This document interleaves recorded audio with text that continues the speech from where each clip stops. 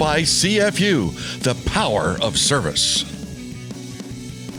Welcome back inside the wrestling room as the wrestling season's off and running. Coach Schwab, we talked about the SDSU duel, and it's interesting to see Lance Runyon, move up. It's one thing to move up a weight class, but a couple to be a heavyweight, and probably the first time in his career, the duel came down to him at the end. Well, I asked him before, I said, did you ever think that, you'd be wrestling heavyweight and the duel would come down to you? And he's like, no. But he handled it well. He's a really good wrestler. He's keeping him healthy. He's had some shoulder problems.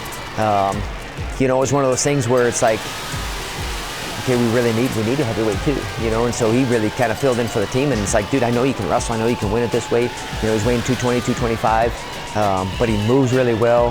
He can wrestle through positions. You saw some of the things that he hit, and then Missouri, he beat, a top 20 guy, so, he's already proven that he's a top 20 guy in the country. It's a tough weight class, but those bigger guys a little bit just getting used to that. He took a risk, he wanted to pin that guy, which I love.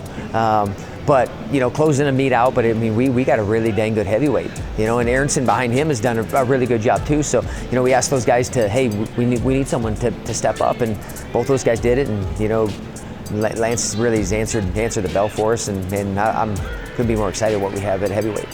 A great dual win against Missouri. Always good when you can beat Mizzou, which you've done a number of times. Explain why you didn't wrestle in Cedar Falls or in Columbia, Missouri. Well, both of us have, we have national champions that are from the state of Wisconsin.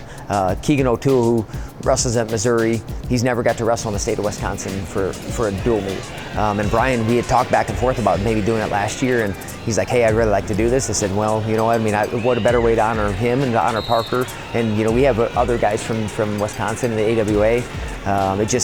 It was something that came together, and it was on UFC Fight Pass, and they got to, Parker got a belt, at the end, which was pretty cool. But I just think, to honor those guys that have given so much to your program and to be able to wrestle in their hometown and their home gym.